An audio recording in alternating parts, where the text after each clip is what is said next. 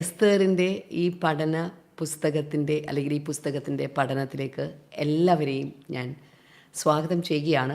സഹോദരിമാരായ നമ്മുടെ ഓരോരുത്തരുടെയും ജീവിതത്തിൽ ദൈവത്തിൻ്റെ മഹത്തായ വലിയ പ്രവൃത്തികളാണ് ഈ ദിവസങ്ങളിൽ കർത്താവ് ചെയ്തുകൊണ്ടിരിക്കുന്നത്. ഞാൻ അപ്പോൾ തന്നെ സന്തോഷപൂർവ്വം ഇതിനകത്തുള്ള എല്ലാവരെയും ഞാൻ നിങ്ങളുടെ ഈ മീറ്റിങ്ങിലേക്ക് ഞാൻ സ്വാഗതം ചെയ്യുകയാണ്.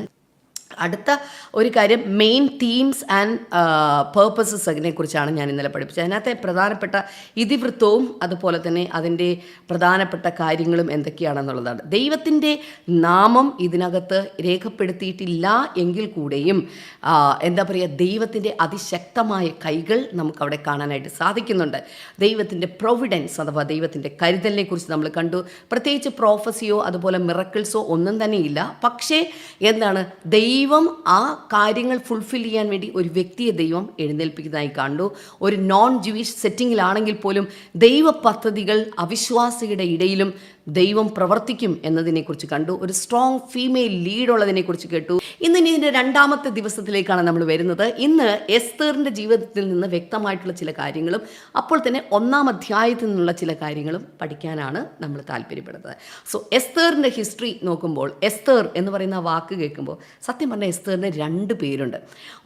ഈ രണ്ട് പേരുകളും different aspect of her identity and purpose. It reveals different aspects of her identity and purpose. അവളുടെ ജീവിതത്തിൻ്റെ വ്യത്യസ്തമായ ഐഡൻറ്റിറ്റിയെയും ഉദ്ദേശ ലക്ഷ്യത്തെയും ഒക്കെ കാണിക്കാൻ വേണ്ടിയിട്ടാണ് ഈ രണ്ട് പേരുകളും ഉപയോഗിക്കപ്പെട്ടിട്ടുള്ളത്. ആദ്യത്തെ പേരെന്നുള്ളത് ഒരു ജൂയിഷ് നെയിമാണെങ്കിൽ രണ്ടാമത്തത് ഒരു പേർഷ്യൻ നെയിമാണ്. ഓക്കെ, ആദ്യത്തെ പേര് ജൂയിഷ് നെയിം എന്ന് പറയുന്നത് ഹദാഷ എന്നുള്ള ഒരു ഹീബ്രു നെയിമാണ്. HADASSAH, ഹദാസ എന്നാണ് മലയാളത്തിൽ കാണുന്നത്. ഹദാസ, ഓക്കെ, അതാണ് ഹീബ്രു നെയിം എന്ന് പറയുന്നത്. അതിൻ്റെ പേരിൻ്റെ അർത്ഥം എന്ന് പറഞ്ഞാൽ ഒരു മേർട്ടിൽ ട്രീ എന്ന പേരിൽ അറിയപ്പെടുന്ന ഒരു എന്നാണ് അതിൻ്റെ അർത്ഥം. മേർട്ടിൽ ട്രീ എന്ന് നിങ്ങൾ MYRTLE എന്ന് പറഞ്ഞിട്ട് ജസ്റ്റ് ഒന്ന് ടൈപ്പ് ചെയ്ത് നോക്കിയാൽ ഭയങ്കരമായിട്ട് ഫ്ലവർ ചെയ്തിട്ടുള്ളൊരു ട്രീയെ കാണാം. അതിനെക്കുറിച്ച് സെക്കറിയാവിൻ്റെ പുസ്തകം, പ്രവചന പുസ്തകം 1-ാം അധ്യായം 8-ാമത്തെ വചനത്തിൽ പറയുമ്പോൾ കൊഴുന്ത് എന്ന് പറയുന്നൊരു വാക്കാണ് അവിടെ യൂസ് ചെയ്തിട്ടുള്ളത്. കൊഴുന്ത് എന്ന് പറയുന്നൊരു വാക്ക്. ആ വാക്ക് കേൾക്കുമ്പോൾ നമുക്കൊന്നും മനസ്സിലാവില്ല. നമ്മുടെ ഈ മണിമരുത് എന്നൊക്കെ പറയുന്ന ഒരു തരം പ്രത്യേക ചെടിയുണ്ട്, നല്ല നീണ്ടിട്ട് കൊല പോലെ പൂക്കളുണ്ടായി നിൽക്കുന്നത്. ആ ഒരു ചെടിയാണ് ഞാൻ നെറ്റിലൊക്കെ സെർച്ച് ചെയ്തപ്പോൾ എനിക്ക് ഗൂഗിൾ ചെയ്തപ്പോൾ മനസ്സിലായത്. നമ്മുടെ നാട്ടിലും ആ ചെടിയുണ്ട്, വളർത്തുന്നുണ്ട്, പല പൂന്തോട്ടങ്ങളിലും അത് കാണാൻ പറ്റുന്നുണ്ട്. So it symbolises beauty, fragrance and renewal. ഈ മൂന്ന് കാര്യങ്ങളെയാണ് ഇത് കാണിക്കുന്നത്. അതായത് സൗന്ദര്യത്തെ കാണിക്കുന്നുണ്ട്, സുഗന്ധത്തെ കാണിക്കുന്നുണ്ട്, അതോടൊപ്പം തന്നെ പുതുക്കത്തെ കാണിക്കുന്നതാണ് ഈ ചെടിയുടെ പ്രത്യേകത യഹൂദന്മാരെ സംബന്ധിച്ചിടത്തോളം. സോ യഹൂദന്മാരെ സംബന്ധിച്ചിടത്തോളം ഈ ഹദാസ എന്ന് പറയുന്ന പെൺകുട്ടി, അവരെ സംബന്ധിച്ചിടത്തോളം ആത്മീകമായി നോക്കിയാൽ അവൾ സുന്ദരിയായിരുന്നു. അവളിൽ നിന്ന് സുഗന്ധപൂരിതമായിട്ടുള്ളൊരു പ്രവർത്തനം പുറത്തു വന്നു. അതുപോലെ അവളിൽ നിന്നാണ് ഒരു വലിയ റിന്യൂവൽ, അഥവാ ഒരു റിവൈവൽ സ്റ്റാർട്ട് ചെയ്തതും. രണ്ടാമത്തെ പേര് എസ്തേർ. അതിൻ്റെ അർത്ഥം ഞാൻ ഇന്നലെ തന്നെ സൂചിപ്പിച്ചിരുന്നു. എന്താണ്? സ്റ്റാർ ഓഫ് ഈസ്റ്റ് എന്നുള്ളത്, കിഴക്കിൻ്റെ നക്ഷത്രം എന്ന പേരിലാണ് അതറിയപ്പെടുന്നത്. അതിന് വേറൊരു പേരും കൂടി എസ്തേർ, ESTHER, എസ്തേർ എന്ന വാക്കിന് വേറൊരു അർത്ഥം കൂടി ഉള്ളത് ഹിഡൻ എന്നുള്ളതാണ്, മറഞ്ഞിരിക്കുന്നത് എന്ന് പറയുന്ന ഒരു അർത്ഥം കൂടെ ഉണ്ട്. ഈ രണ്ട് വാക്കുകളും പേർഷ്യൻ, ഇത് എസ്തേർ എന്നുള്ളത് പേർഷ്യൻ വേർഡാണെന്ന് ഞാൻ പറഞ്ഞു. അതിനകത്ത് ഈ സ്റ്റാർ എന്ന് പറയുമ്പോൾ സത്യത്തിൽ അവരുടെ ഏതൊരു ദേവതയുമായി കണക്ട് ചെയ്യപ്പെട്ടിട്ടുള്ള ഒരു വേർഡാണെങ്കിൽ കൂടെയും സത്യത്തിൽ ആ സ്റ്റാർ എന്ന് പറയുന്നത് അത് വളരെ പ്രധാനപ്പെട്ടൊരു വാക്കാണ് അല്ലേ.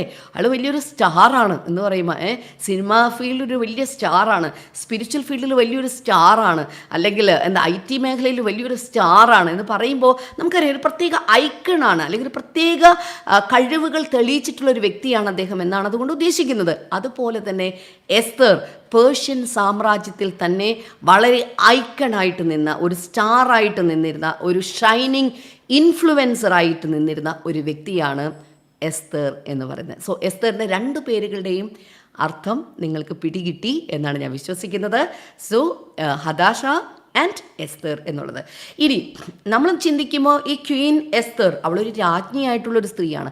അവളും ഈ ഒരു സാധാരണ വീട്ടമ്മയെ പോലെ നിൽക്കുന്ന, അല്ലെങ്കിൽ ഒരു ഓഫീസ് ജോലിക്ക് മാത്രം പോകുന്ന, അല്ലെങ്കിൽ ഒരു കൂലിപ്പണിക്ക് പോകുന്ന, അല്ലെങ്കിൽ ഒന്നും ചെയ്യാതിരിക്കുന്ന എന്നെപ്പോലുള്ളൊരു സ്ത്രീയുടെ ജീവിതത്തിൽ ഇവളുടെ ഒരു റെലവൻസ് എന്താണ് എന്ന് നമ്മൾ ചിന്തിക്കും. അവൾ വലിയൊരു രാജ്ഞിയായിരുന്നു, ആ രാജ്ഞി പദത്തിൽ നിന്നുകൊണ്ട് ചെയ്തു, ഞാൻ അങ്ങനെയൊന്നും ചെയ്യുന്നില്ലോ, എന്താണ് ഇതിൻ്റെ ഒരു റെലവൻസ് എന്ന് നമുക്കൊരു പക്ഷേ നമ്മുടെ ഹൃദയത്തിനകത്ത് ഒരു വലിയ സംശയം നമുക്കൊരു പക്ഷേ തോന്നിയേക്കാം. ഓക്കെ, ക്വീൻ എസ്തർ, അങ്ങനെയാണെങ്കിൽ queen Esther's relevance in today's women's life, ഇന്നത്തെ സ്ത്രീകളുടെ ജീവിതത്തിൽ എസ്തർ രാജ്ഞിയുടെ എന്താ പറയുക പങ്ക് എന്താണ്, അവളുടെ ജീവിതം കൊണ്ടുണ്ടാക്കിയിട്ടുള്ള സ്വാധീനം എന്തൊക്കെയാണ് എന്നതിനെക്കുറിച്ചാണ് നമ്മൾ ചിന്തിക്കാനായിട്ട് പോകുന്നത്.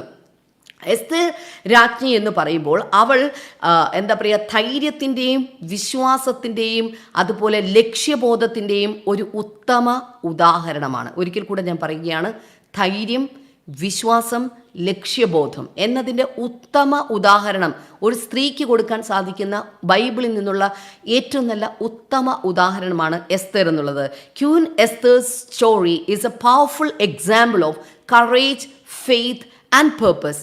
ഈ 3 കാര്യങ്ങൾക്കും ഏതൊരു സ്ത്രീക്കും കൊടുക്കാൻ സാധിക്കുന്ന ബെസ്റ്റ് എക്സാമ്പിൾ എന്ന് പറയുന്നത് ക്വീൻ എസ്തർ ആണ്, അഥവാ എസ്തർ രാജ്ഞിയാണ്. നിങ്ങളൊരു കാര്യം മനസ്സിലാക്കണം, ഒരു മെയിൽ ഡോമിനേറ്റഡ് ഒരു സൊസൈറ്റി ആയിരുന്നു ആ ഒരു സൊസൈറ്റി എന്നുള്ളത്. എന്നിട്ട് അവിടെ പോലും ദൈവത്തിൻ്റെ ആ മിഷനെ, ദൈവത്തിൻ്റെ ദൗത്യത്തെ ഫുൾഫിൽ ചെയ്യാൻ സാധിച്ച ഒരു സ്ത്രീ. ഹല്ലേലൂയ. നമ്മുടെയൊക്കെ ഇന്ന് പലപ്പോഴും സോഷ്യൽ മീഡിയയിലാകാം, അല്ലെങ്കിൽ മറ്റ് പല മേഖലകളിലൊക്കെ പലപ്പോഴും വാദങ്ങളും തർക്കങ്ങളും ഒക്കെ കാണുന്നുണ്ട്. സ്ത്രീകൾക്ക് എന്താ പറയുക സമത്വമില്ല. ഓക്കെ, അതൊക്കെ ശരി തന്നെയായിട്ടുള്ള കാര്യങ്ങൾ തന്നെയാണ്. ഓക്കെ, അതില്ല ഇതില്ല എന്നൊക്കെ നമ്മൾ പറയാറുണ്ട്. അത് ശരിയായിട്ടുള്ള കാര്യങ്ങൾ തന്നെയാണെങ്കിലും പലപ്പോഴും അതിനൊരു മാറ്റം കൊണ്ടുവരാൻ ഒറ്റ ദിവസം കൊണ്ടോ ഒറ്റ രാത്രി കൊണ്ടോ ഒന്നും മാറ്റങ്ങൾ കൊണ്ടുവരാൻ പറ്റുന്നില്ല. നൂറ്റാണ്ടുകളെടുത്ത് വർഷങ്ങൾ എടുത്തിട്ടാണ് ഇതിനകത്തൊക്കെ പല മാറ്റങ്ങളും മെല്ലെ മെല്ലെ മെല്ലെയാണ് ഓരോ സമൂഹത്തിനും അത് കൊണ്ടുവരാനായിട്ട് സാധിക്കുന്നത്.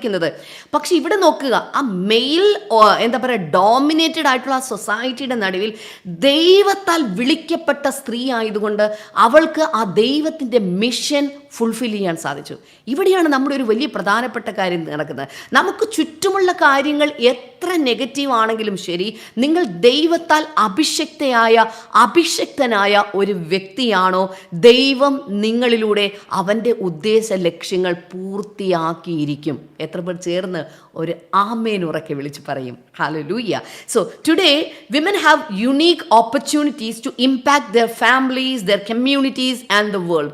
ഇന്ന് ലോകത്തിലുള്ള സ്ത്രീകൾക്ക് അവരുടെ ഫാമിലി, അവരുടെ കമ്മ്യൂണിറ്റിയെ, ലോകത്തെ മുഴുവൻ ഇമ്പാക്റ്റ് ചെയ്യാൻ സാധിക്കുന്ന വ്യത്യസ്തമായ അവസരങ്ങൾ നമ്മുടെ കയ്യിലുണ്ട്.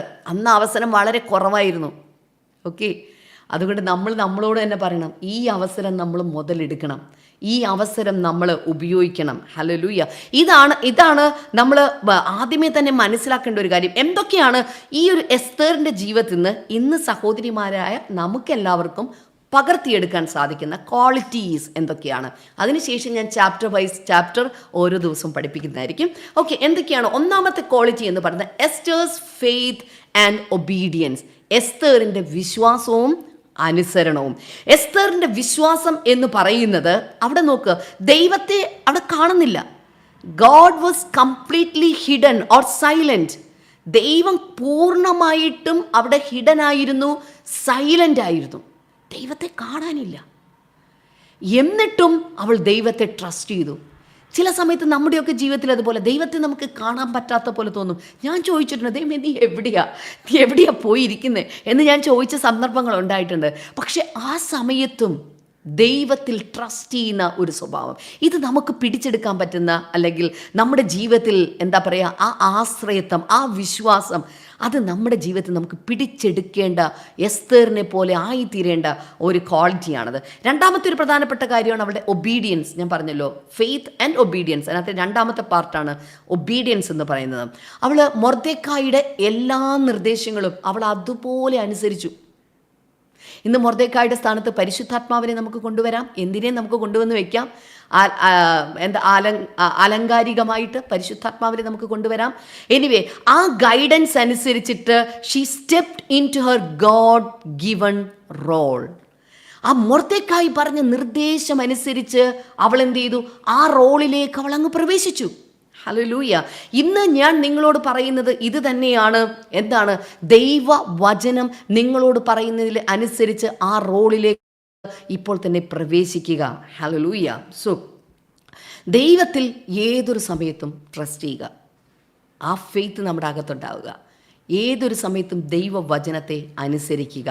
ഹല്ലേലൂയ. കാരണം obedience to God's word leads to divine opportunities. ഒരിക്കൽ കൂടെ ഞാൻ ആവർത്തിക്കുകയാണ്. Obedience to God's word leads to divine opportunities. ദൈവവചനത്തോടുള്ള അനുസരണം നിങ്ങളുടെ ജീവിതത്തിൽ ദൈവികമായ അവസരങ്ങളെ കൊണ്ടെത്തിക്കും. ഒരിക്കൽ കൂടെ ഞാൻ പറയുകയാണ്, ദൈവവചനത്തോടുള്ള അനുസരണം നിങ്ങളുടെ ജീവിതത്തിൽ ദൈവികമായ അവസരങ്ങളെ കൊണ്ടെത്തിക്കും. ഹല്ലേലൂയ. അതുകൊണ്ട് ദൈവിക അവസരങ്ങൾ വേണമെന്ന് ആഗ്രഹിക്കുന്നവരുണ്ടെങ്കിൽ ഒറ്റ കാര്യമുള്ളൂ, ദൈവത്തിൽ വിശ്വസിക്കുക, ദൈവവചനം അനുസരിക്കുക. ഹല്ലേലൂയ. Okay, number 2, Esther's courage to take a stand. Esther എന്ന് പഠിക്കാൻ സാധിക്കുന്ന അടുത്തൊരു ക്വാളിറ്റിയാണ്. എന്താണ്? Take a stand. ഒരു നിലപാടെടുക്കുവാനുള്ള അവളുടെ ധൈര്യം. എസ്തേറിൻ്റെ നിലപാടുകൾ എടുക്കുവാനുള്ള ധൈര്യം. നമുക്ക് ചിലപ്പം ചില സമയത്ത് ഇത് വലിയ പ്രയാസമാണ്. ചില സ്ഥലത്ത് നിലപാടുകൾ എടുക്കാതെ വെള്ളമാണോ പാലാണോ എന്നല്ലാത്ത രീതിയിൽ നമ്മളിങ്ങനെ ഗ്രേ ആണോ അല്ലെങ്കിൽ വൈറ്റ് ആണോ ബ്ലാക്ക് ആണോ എന്നറിയാതെ ഒരു ഗ്രേ മോഡലിൽ നമ്മളങ്ങ് നിൽക്കും. പക്ഷെ എസ്തേറിനെ സംബന്ധിച്ചിടത്തോളം she risk her life to approach the king.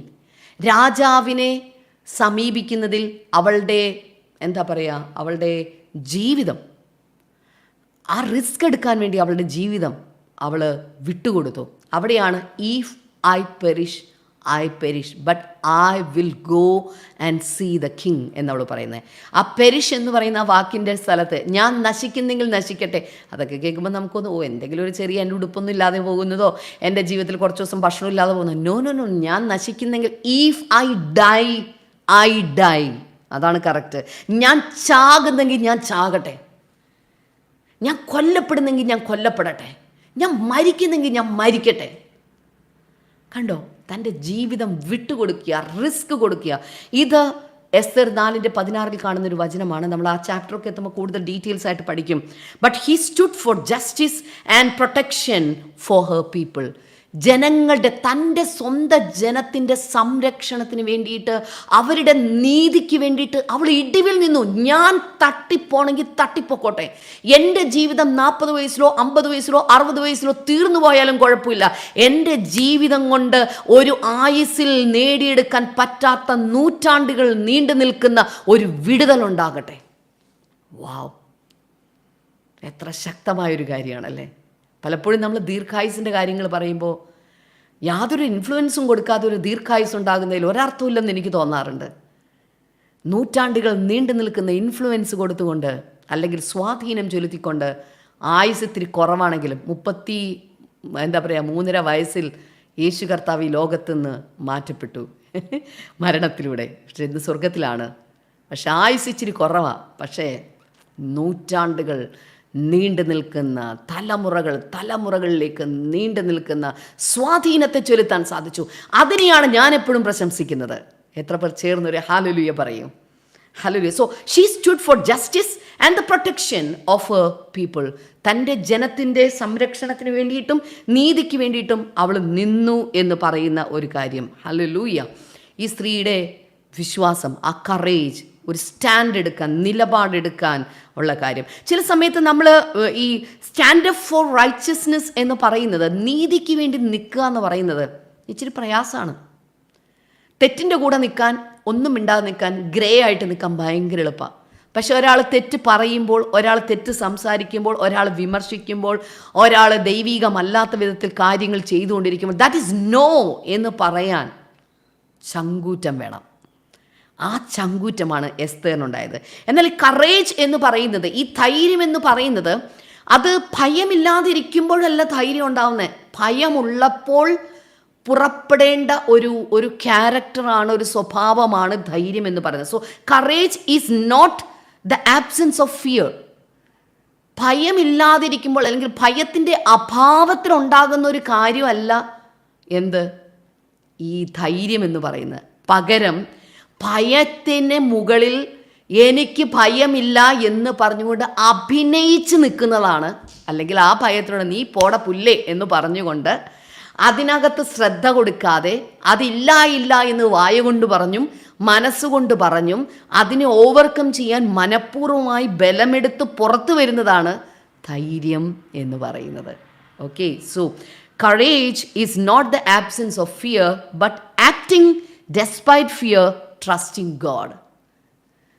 ഭയം ഇല്ലാഞ്ഞിട്ടല്ല, ഭയമുണ്ട്, പക്ഷെ അതിൻ്റെ മുകളിൽ ഞാൻ ദൈവത്തിൽ ആശ്രയിക്കുന്നു എന്ന് പറഞ്ഞ്, അഭിനയം എന്നുള്ളൊരു വാക്ക് കറക്റ്റല്ല, അങ്ങനെ ആശ്രയിക്കുന്ന മനഃപൂർവ്വമായി ചെയ്തു പോകുന്നതാണ് ധൈര്യം എന്ന് പറയുന്നത്. ഹല്ലേലൂയ. അതുകൊണ്ട് ഈ സ്ത്രീയിൽ നിന്ന്, ഈ എസ്തേറിൽ നിന്ന് നമുക്ക് പഠിക്കാൻ സാധിക്കുന്ന ഒരു കാര്യമാണ് ശരിയായ നിലപാട് എവിടെയും എടുക്കുന്ന ഒരു ധൈര്യം. ഹല്ലേലൂയ. Okay, courage to take a stand. എവിടെയും, വീട്ടിലാകാം, തലമുറയുടെ വിഷയത്തിലാകാം, എന്തിലുമാകാം, തെറ്റിനെ തെറ്റായിട്ടും ശരിനെ ശരിയായിട്ടും നിൽക്കുവാനുള്ള ഒരു ധൈര്യമുണ്ടാവുക എന്ന് പറയുന്നത്. 3, എസ്റ്റേഴ്സ് ഇൻഫ്ലുവൻസ് ആൻഡ് ലീഡർഷിപ്പ്. എസ്തേറിൻ്റെ സ്വാധീനവും നേതൃത്വ പാഠവും അത് നമ്മൾ കണ്ടുപഠിക്കേണ്ട കാര്യമാണ് എസ്തേറിൽ നിന്ന്. ഓക്കെ, വളരെ she was very wise and strategic. അവൾ ഭയങ്കര ബുദ്ധിമതിയായിട്ടുള്ളതും വളരെ തന്ത്രപ്രധാനമായിട്ട് കാര്യങ്ങൾ മെനഞ്ഞ് അങ്ങനെ വളരെ ബുദ്ധിയോടെ സ്ട്രാറ്റജിക്കായിട്ട് കാര്യങ്ങൾ ചെയ്യുന്നൊരു വ്യക്തിയാണ്. അത് അവളുടെ വിരുന്നുകൾ കഴിക്കുന്നതിനെക്കുറിച്ചുള്ള ക്ലാസ്സൊക്കെ വരുമ്പോൾ മനസ്സിലാകും. വളരെ പെട്ടെന്ന് ഒരു സ്ത്രീകളൊക്കെ സാധാരണ പെട്ടെന്ന് വന്ന കാര്യങ്ങളൊക്കെ പറയും. അങ്ങനെയല്ല, വളരെ സമയമെടുത്ത് സ്ട്രാറ്റജി പ്ലാൻ ചെയ്തിട്ടാണ് അവളത് ചെയ്യുന്നത്. അതുമാത്രമല്ല, അവളെ ദൈവമാക്കി വെച്ച ആ ഒരു പൊസിഷൻ, രാജ്ഞി എന്ന് പറയുന്ന ആ പൊസിഷൻ, അവൾ അത് ദൈവത്തിൻ്റെ പ്രവർത്തനങ്ങൾക്ക് വേണ്ടി അവൾ വിനിയോഗിച്ചു എന്നുള്ളതാണ്. She use the position of influence for God's purpose. ദൈവത്തിൻ്റെ ഉദ്ദേശത്തിന് വേണ്ടി, ദൈവത്തിൻ്റെ പദ്ധതിക്ക് വേണ്ടി അവളുടെ സ്വാധീനത്തെ അവൾ ഉപയോഗിച്ചു. ഇന്ന് നമ്മൾ മിക്കവാറും എല്ലാവരും അമ്മമാരാണ്, ഭാര്യമാരാണ്. നമ്മുടെ ഭർത്താവിൻ്റെ മേൽ നമുക്ക് വലിയ സ്വാധീനമുണ്ട്, നമ്മുടെ മക്കളുടെ മേൽ വലിയ സ്വാധീനമുണ്ട്, നമ്മുടെ കുടുംബാംഗങ്ങളുടെ മേൽ വലിയ സ്വാധീനമുണ്ട്. നിങ്ങൾ ചില ആളുകൾ ജോലിസ്ഥലത്ത് ഉന്നത സ്ഥാനം വഹിക്കുന്നവരായിരിക്കാം. നിങ്ങൾ ചില ആളുകൾ ബിസിനസ്സുകാരുടെ ഭാര്യമാരായിരിക്കാം. നിങ്ങൾക്ക് വലിയ സ്വാധീനമുണ്ട് പലയിടങ്ങളിലും. പലപ്പോഴും നമ്മൾ ആ സ്വാധീനം ഉപയോഗിക്കാറില്ല. മക്കളുടെ കാര്യത്തിലാണെങ്കിൽ അവരുടെ സ്നേഹമൊക്കെ ഇത്തിരി കുറഞ്ഞു പോയാലോ എന്ന് കരുതിയിട്ട് പലപ്പോഴും ഞാൻ നശിച്ചെങ്കിൽ നശിച്ചോട്ടെ, എന്നാലും എൻ്റെ തലമുറയ്ക്ക് വേണ്ടി, സത്യത്തിന് വേണ്ടി, നീതിക്ക് വേണ്ടി ഞാൻ നിൽക്കും എന്ന് പറയുന്ന നിലപാട് ഈ 21-ാം നൂറ്റാണ്ടിൽ സ്ത്രീകൾ എടുക്കുന്നതിൽ വിമുഖത കാണിക്കുന്നത് ഞാൻ കണ്ടിട്ടുണ്ട്. അവരുടെ പാട്ടിന് വിടുക, അവരുടെ സന്തോഷം പോകണ്ട എന്ന് നമ്മൾ കരുതുക. നമ്മളെ ഒരമ്മ എന്ന നിലയിൽ, ഒരു ഭാര്യ എന്ന നിലയിൽ, ഒരു നല്ല ഒരു ബോസ് എന്ന നിലയിൽ, നല്ലൊരു പൊസിഷനിൽ ദൈവം നിങ്ങളെ ആക്കി വെച്ചിട്ടുണ്ടെങ്കിൽ അവിടെ ഒരു ഇൻഫ്ലുവൻസ് ഉണ്ട്, ഒരു സ്വാധീനമുണ്ട്. ആ സ്വാധീനം ദൈവത്തിന് വേണ്ടി ഉപയോഗിക്കുക. നിങ്ങൾക്ക് ധാരാളം ഫ്രണ്ട്സ് ഉള്ളൊരു വ്യക്തിയാണോ നിങ്ങൾ വളരെ സ്വാധീനമുള്ളൊരു വ്യക്തിയാണ്. ആ സ്വാധീനം കർത്താവിന് വേണ്ടിയിട്ട് നിങ്ങൾ ഉപയോഗിക്കുക. ഹല്ലേലൂയ. അതിനു വേണ്ടിയിട്ട് പ്രത്യേകമായ ജ്ഞാനവും അതുപോലെ പ്രത്യേകമായിട്ടുള്ള സ്ട്രാറ്റജികളും അതിനാവശ്യമുണ്ട് എന്ന് മാത്രമേ ഞാൻ പറയുന്നുള്ളൂ. ഹല്ലേലൂയ. അതുകൊണ്ട് നമുക്ക് കിട്ടിയിട്ടുള്ള ഈ സ്വാധീനങ്ങൾ ദൈവത്തിൻ്റെ മഹത്വത്തിന് വേണ്ടി ഉപയോഗിക്കുക. നമ്മുടെ സ്വാർത്ഥ ലാഭത്തിന് വേണ്ടി, നമ്മുടെ ഗെയിനു വേണ്ടി, നമ്മുടെ മാത്രം സന്തോഷം. പെട്ടിക്കകത്താക്കുമ്പോഴേ ഒന്നും കൊണ്ടുപോകാനില്ല, ആകെ കൊണ്ടുപോകാനുള്ളത് ആത്മീയ കാര്യങ്ങൾ മാത്രമാണ്. അതുകൊണ്ട് ഇന്ന് നിങ്ങൾക്ക് കിട്ടിയ ഈ സ്വാധീനത്തോടൊപ്പം 10 പേരെ, 25 പേരെ, 100 പേരെ കൂടെ കർത്താവിൻ്റെ അടുക്കിലേക്ക് കൊണ്ടെത്തിക്കാൻ സാധിച്ചാൽ ഇവിടെയും സന്തോഷം, അവിടെ ചെല്ലുമ്പോഴും നിങ്ങൾക്ക് ധാരാളം സ്നേഹിതന്മാരുണ്ടായിട്ട് അവിടെയും നിങ്ങൾക്ക് സന്തോഷം ഉണ്ടാകും. എത്ര പേർ ചേർന്നൊരു ഹല്ലേലൂയ പറയും? Okay, number 4, Esther's call to prayer and fasting. എസ്തേറിൻ്റെ പ്രാർത്ഥനയുടെയും ഉപവാസത്തിൻ്റെയും വിളി, അത് നമുക്ക് കണ്ടുപിടിക്കേണ്ട ഒരു കാര്യമാണ്. പ്രാർത്ഥനയുടെ ഉപവാസത്തിൻ്റെ വിളി എന്ന് പറയുന്നത്. ഓക്കെ, ഈ രാജാവിനെ കാണുന്നതിന് മുമ്പ് എസ്തേർ 3 ദിവസത്തെ ഉപവാസം പ്രഖ്യാപിച്ചു. ഞാൻ ഉപവസിക്കും, ഇവിടെയുള്ള ജനങ്ങളെല്ലാവരും എനിക്ക് വേണ്ടി ഉപവസിക്കണം എന്നവൾ പറയുകയാണ്. എന്തായിരുന്നു അത് കാര്യം? ഞാൻ നേരത്തെ പറഞ്ഞില്ലേ, അവരെ തന്നെ ഡിസിപ്ലിൻ ചെയ്യുക. അവളുടെ മനസ്സിനെ, അവളുടെ ആത്മാവിനെ, അവളുടെ ശരീരത്തെ, അവളുടെ ജഡത്തെ, അവളുടെ ചിന്തകളെ എല്ലാം അവൾ ഡിസിപ്ലിൻ ചെയ്യുകയാണ്. അങ്ങനെ ഡിസിപ്ലിൻ ചെയ്യുമ്പോൾ എന്താ പറയുക, പ്രെയർ എന്ന് പറയുന്നത് അതെന്താ, prayer is the foundation for any mission or calling. ദൈവ വിളിക്ക് വേണ്ടിയിട്ടുള്ള അല്ലെങ്കിൽ ദൈവിക ദൗത്യത്തിന് വേണ്ടിയിട്ടുള്ള എന്താ പറയുക, ഒരു അടിസ്ഥാനമാണ് പ്രാർത്ഥന എന്ന് പറയുന്നത്.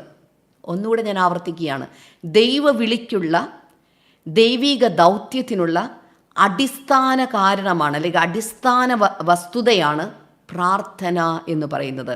Prayer is the foundation for any mission or calling. അപ്പം ദൈവവിളിയുണ്ട്, ദൈവത്തിൻ്റെ പദ്ധതികൾ നമുക്ക് ചെയ്യാനുണ്ട്. യെസ്, എസ്തറിനൊരു വലിയ രാജ്യത്തെ രക്ഷിക്കണം, വലിയൊരു ജനതയെ രക്ഷിക്കണം. ആ പദ്ധതിക്ക് വേണ്ടി പ്രാർത്ഥന അതിൻ്റെ അടിസ്ഥാന കാരണമാണ്. അതില്ലാതെ ഒരു ദൈവവേലയും ഒരു ദൈവ പദ്ധതിയും നമ്മുടെ ജീവിതത്തിൽ നമുക്ക് ചെയ്യാനായിട്ട് സാധിക്കില്ല. അതുകൊണ്ട് ഒരു രാജ്ഞിയായിട്ട് പോലും അവൾക്ക് പ്രാർത്ഥനയുടെയും ഉപവാസത്തിൻ്റെയും ആവശ്യമുണ്ട്. എത്ര വലിയ പൊസിഷൻസിൽ നിങ്ങളാണെന്ന് പറഞ്ഞാലും ശരി, ദൈവികമായ വിധത്തിൽ ദൈവിക വിളി അനുസരിച്ച് ദൈവത്തിൻ്റെ ദൗത്യങ്ങൾ നടപ്പാക്കണമെങ്കിൽ ഞാൻ നിങ്ങളോട് പറയട്ടെ, പ്രാർത്ഥന കൂടിയേ പറ്റൂ, ഉപവാസം കൂടിയേ പറ്റൂ. അത് അവളിൽ നിന്ന് നമുക്ക് പഠിക്കാൻ സാധിക്കുന്നതാണ്. So fasting and prayer bring what breakthroughs. Hallelujah.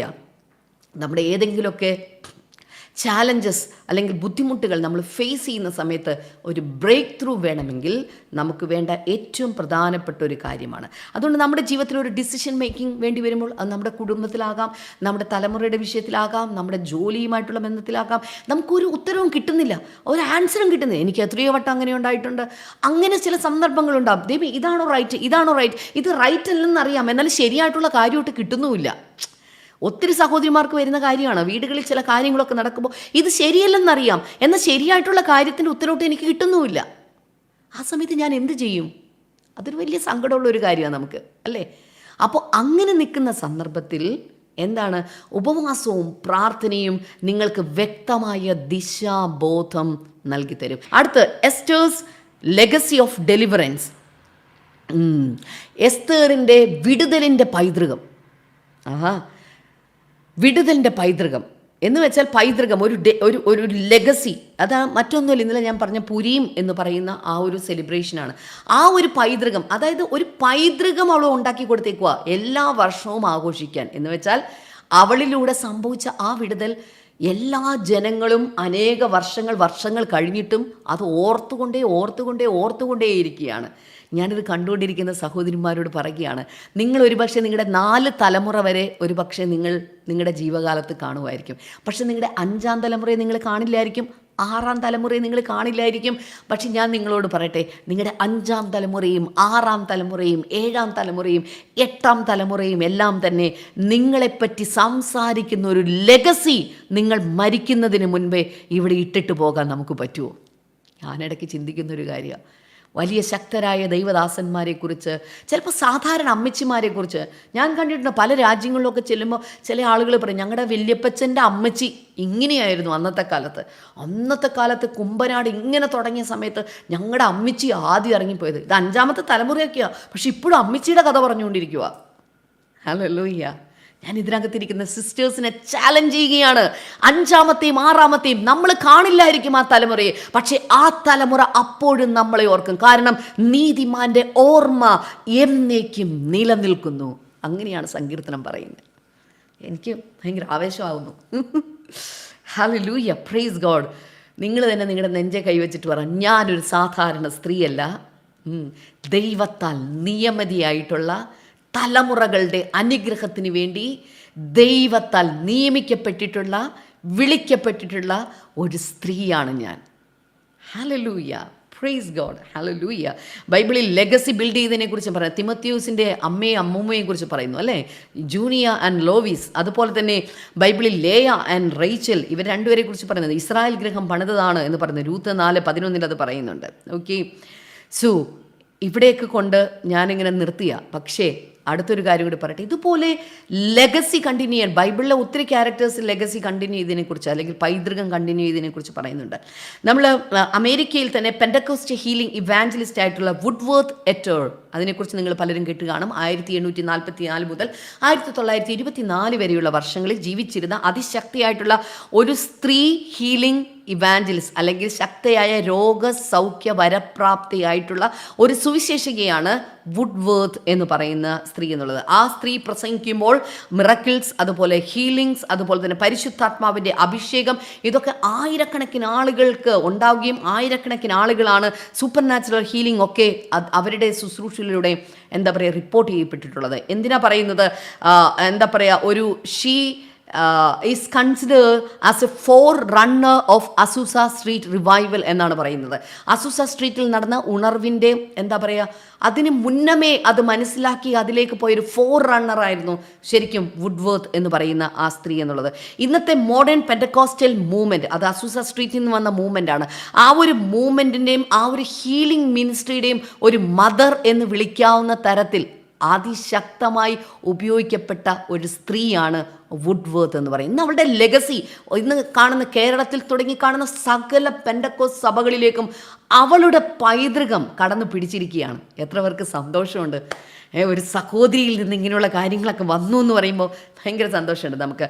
രണ്ടാമതായിട്ട് എയ്മി സിമ്പിൾ മക്പേഴ്സൺ എന്ന് പറയുന്ന സ്ത്രീ 1890 മുതൽ 1944 വരെയുള്ള കാലഘട്ടങ്ങളിൽ ജീവിച്ചിരുന്നത് founder of Four Square Church എന്ന് അറിയപ്പെടുന്ന സ്ത്രീയാണ്. ഇവർ അതിശക്തമായിട്ടുള്ളൊരു റിവൈവലിസ്റ്റാണ്, മീഡിയ റിവൈവലിസ്റ്റ് ആയിട്ട് അറിയപ്പെട്ടിരുന്ന സ്ത്രീയാണ്. കാതറിൻ കുൾമാന് തൊട്ട് മുമ്പ് അതിശക്തമായിട്ടുള്ള ശുശ്രൂഷയിലായിരുന്നാണ്. ഏതാണ്ട് എമി സിമ്പിൾ മക്പേഴ്സൺ, കാതറിൻ കുൾമാൻ, ബെനഗിൻ, ഇങ്ങനെയാണ് അതിൻ്റെ ഒരു ഒരു പൈതൃകം തന്നെ നീണ്ടു പോകുന്നത്.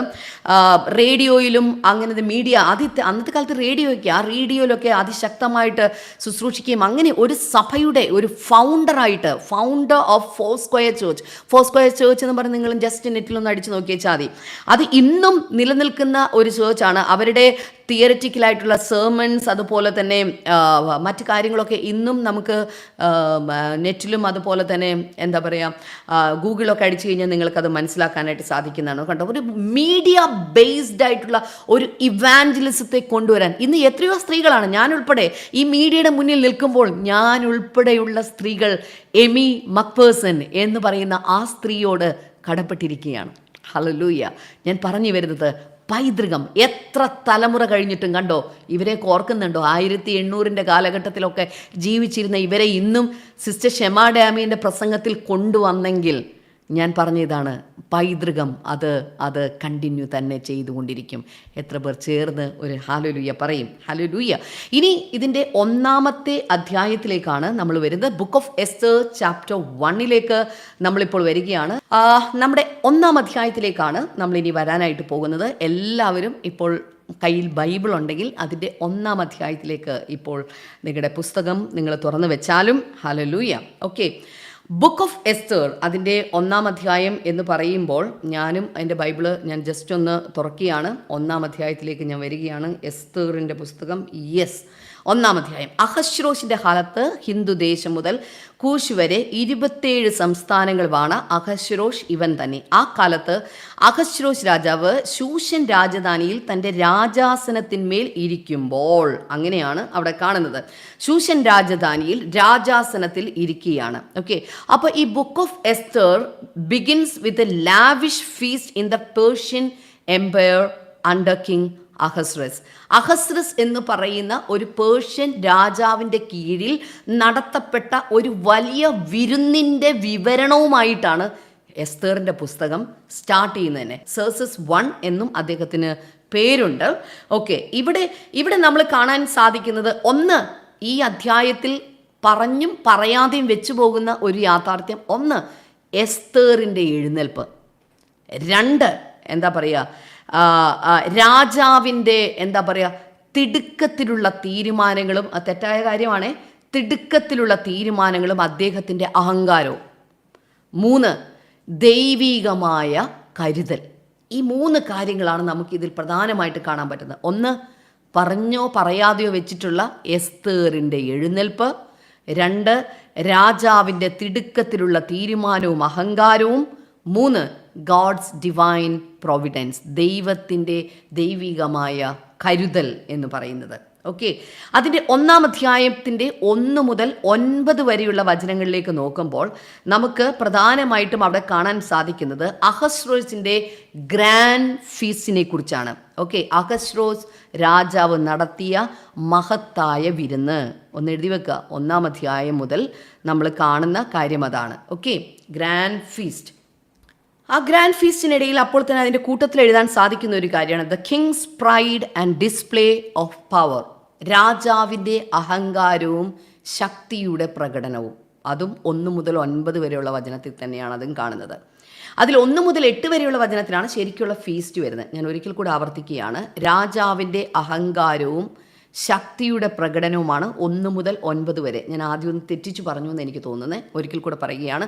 The king's pride and display of power, that is verse number 1 to 9. രാജാവിൻ്റെ അഹങ്കാരവും അതുപോലെ ശക്തിയുടെ പ്രകടനവും, അത് 1 മുതൽ 9 വരെ. എന്നാൽ അതിനുള്ളിൽ തന്നെ നമുക്ക് കാണാൻ സാധിക്കുന്ന അഹസ്വേരോസ് രാജാവ് നടത്തിയ ഗ്രാൻഡ് ഫീസ്റ്റ് അഥവാ മഹത്തായ വിരുന്ന് 1 മുതൽ 8 വരെയുള്ള വചനങ്ങളിലാണ് കാണുന്നത്.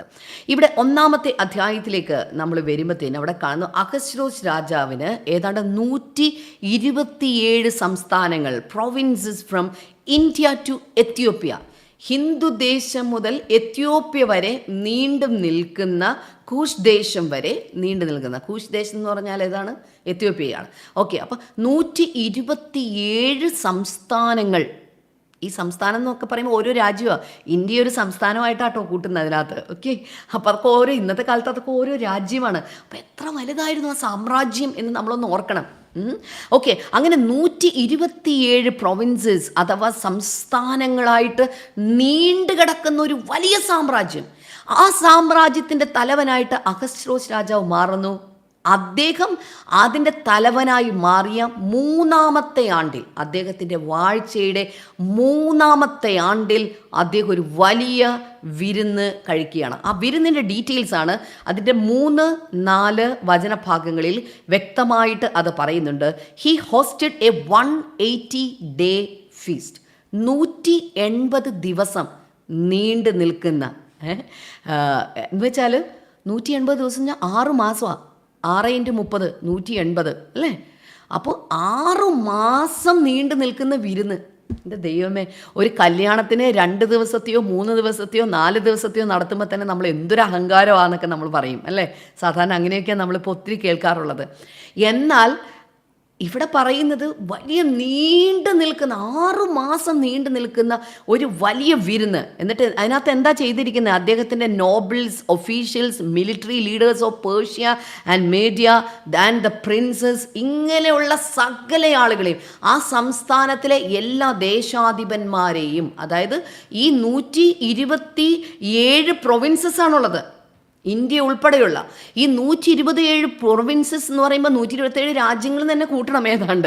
അത്രയും സ്ഥലങ്ങളിൽ നിന്നുള്ള പ്രഭുക്കന്മാർ, ദേശാധിപതിമാർ, സൈന്യാധിപന്മാർ, അവിടെയുള്ള രാജകുമാരന്മാർ, രാജകുമാരിമാർ, ഇങ്ങനെ സകല ആളുകൾക്കും 180 ദിവസം 6 മാസം നീണ്ടു നിൽക്കുന്ന ഒരു വലിയ വിരുന്ന് കൊടുക്കുക. എന്തിനു വേണ്ടിയിട്ടായിരുന്നു? Showed his vast wealth and glory of his majesty, തൻ്റെ ഭരണത്തിൻ്റെ മികവും അതുപോലെ തന്നെ തൻ്റെ എന്താ പറയുക ധനമഹാത്മ്യവും കാണിക്കാൻ വേണ്ടിയിട്ടാണ് അവന് നടത്തിയത്. അതിനുശേഷം ഈ 180 ദിവസം കഴിഞ്ഞപ്പോഴും തീർന്നില്ല, പിന്നെ ഉണ്ടായിരുന്നു followed by a 7-day royal banquet for least to the greatest in Susa. അപ്പോൾ അവിടെ ആ സൂസൻ രാജധാനിയിലുള്ള വലിയവരും ചെറിയവരുമായിട്ടുള്ള എല്ലാവർക്കും വേണ്ടി, എന്ന് വെച്ചാൽ രാജകൊട്ടാരവുമായി ബന്ധപ്പെട്ട് നിൽക്കുന്ന സകലവിധ ചെറിയവരും വലിയവരുമായ എല്ലാ ജോലിക്കാർക്കും വേണ്ടി പിന്നെ ഒരു 7 ദിവസവും കൂടി വിരുന്ന് കഴിച്ചു. ഓ, എന്തൊരു വിരുന്നായിരുന്നു അല്ലേ ഇത്.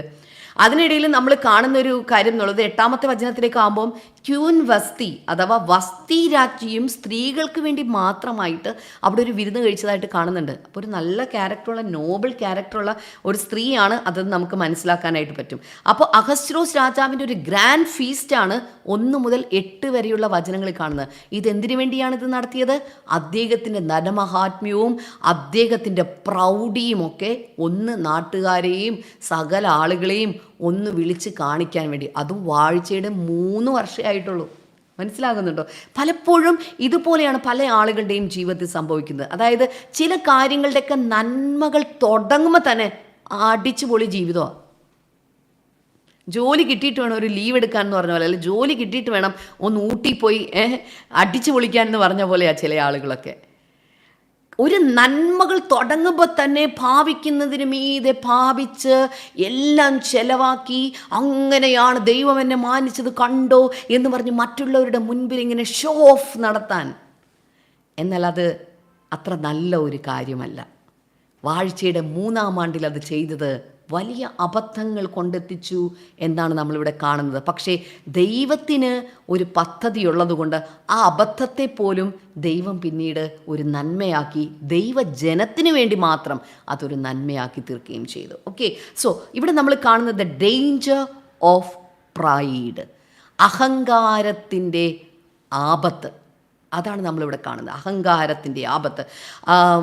സദൃശവാക്യങ്ങളുടെ പുസ്തകം 16-ാം അധ്യായം അതിൻ്റെ 18-ാമത്തെ വചനത്തിൽ പറയുന്നത് വീഴ്ചയ്ക്ക് മുൻപേ ഉന്നത ഭാവം എന്നവിടെ പറയുന്നുണ്ട്. Pride goes before destruction and a haughty spirit before a fall.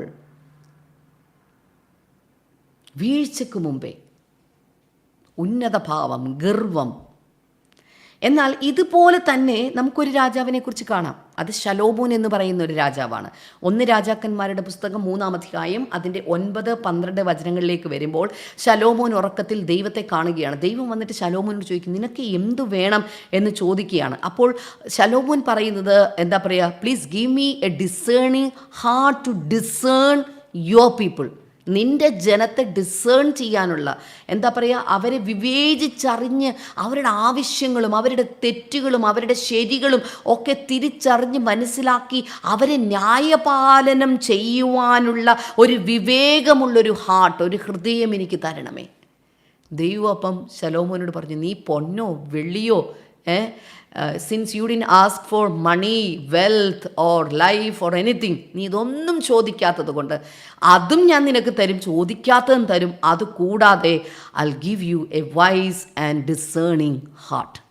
അതാണ് കർത്താവ് പറയുന്നത്. ഒരു രാജാവിന് വേണ്ട ക്വാളിറ്റി ഇതാണ്. ലീഡർഷിപ്പിലുള്ള ആളുകൾക്ക് വേണ്ട ക്വാളിറ്റി ഇതാണ്. തിടുക്കത്തിൽ ഉള്ള കാര്യങ്ങൾ ചെയ്യുകയല്ല, മറിച്ച് ഒരു ഡിസേണിങ് ഹാർട്ട്, ഒരു വൈസ് ഹാർട്ട് വളരെ അത്യാവശ്യമായിട്ടുള്ള ഒരു കാര്യമാണ്. 2-ാമത്തെ പ്രധാനപ്പെട്ട ആ ചാപ്റ്ററിൻ്റെ സെക്ഷൻ എന്ന് പറയുന്നത് 10 മുതൽ 12 വരെയുള്ള വചനങ്ങളിലേക്ക് വരുമ്പോഴാണ് അവിടെ ക്വീൻ വസ്തീസ് റെഫ്യൂസൽ ആണ് നമുക്ക് കാണാൻ സാധിക്കുന്നത്.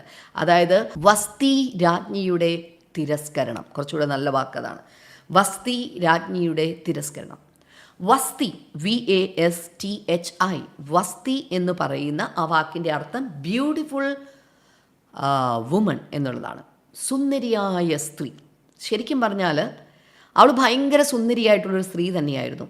ഈ 10 മുതൽ 12 വരെയുള്ള ഈ വചനങ്ങളിൽ നമ്മൾ കാണുമ്പോഴത്തേനും നമുക്കിവിടെ കാണാൻ സാധിക്കുന്നത് രാജാവിൻ്റെ ഒരു കൽപ്പനയെ കാണുന്നുണ്ട്. അതുപോലെ തന്നെ വസ്തിയുടെ ധൈര്യത്തെക്കുറിച്ചും നമുക്കിവിടെ കാണാനായിട്ട് പറ്റുന്നുണ്ട്. ഓക്കെ, അതിനകത്ത് അതിൻ്റെ 10-11 വചനങ്ങളിലേക്ക് വരുമ്പോൾ ഈ 7-ാമത്തെ ദിവസമായപ്പോഴത്തേനും ഈ അവിടുത്തെ വിരുദിനെക്കുറിച്ച് പറയുന്നുണ്ട്. ധാരാളം മദ്യമൊക്കെ കൊടുത്തു. അവിടെ ആ ഉദ്യാനം ലാസ്റ്റ് 7 ദിവസത്തെ ഉദ്യാനത്തെക്കുറിച്ച് വിരുദിനെക്കുറിച്ച് പറയുമ്പോൾ അവിടെ ഉദ്യാനത്തിനകത്ത് ഒത്തിരി എന്താ പറയുക അലങ്കാരങ്ങളൊക്കെ ഉണ്ടായതിനെക്കുറിച്ചൊക്കെ പറയുന്നു.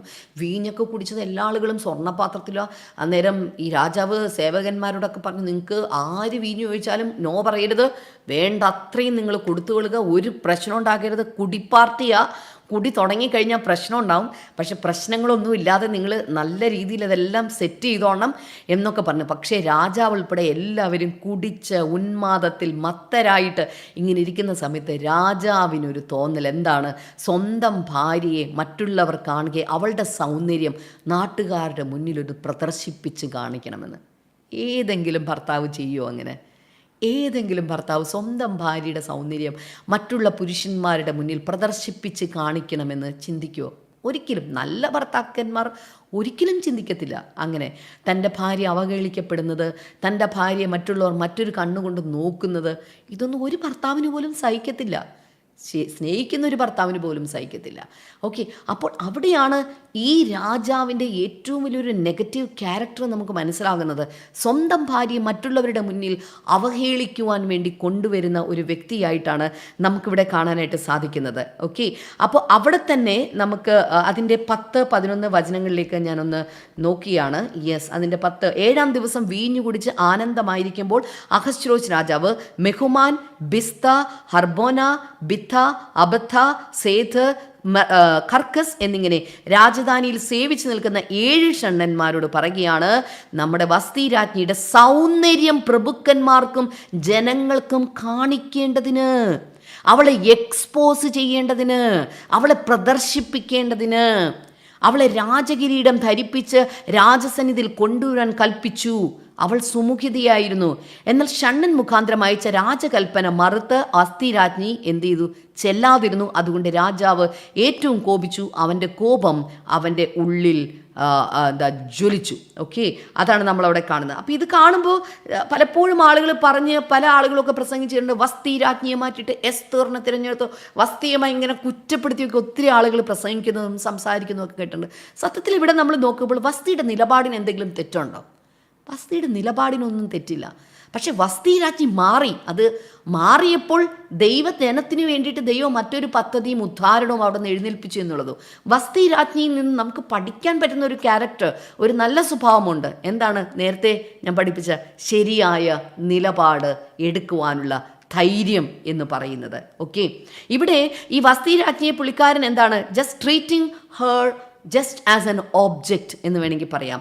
അവളെ വെറും ഒരു വസ്തുവായിട്ട് അവളെ ട്രീറ്റ് ചെയ്യാനാണ് അദ്ദേഹം ചിന്തിച്ചത്. അങ്ങനെ അവിടെ നമ്മൾ കാണുമ്പോൾ പിന്നെ 12-ാമത്തെ വചനത്തിലേക്ക് വരുമ്പോൾ നമ്മൾ വായിച്ചു കഴിഞ്ഞു, രാജാവിന് ഭയങ്കരമായിട്ട് എന്താണ്? ദേഷ്യമുണ്ടാവുകയാണ്. ശരിക്കും ആ തീരുമാനം അദ്ദേഹത്തിൻ്റെ നല്ല സ്പിരിറ്റിലല്ല, ആൽക്കഹോളിക് സ്പിരിറ്റിലാണ് അദ്ദേഹം ആ തീരുമാനം എടുത്തത്.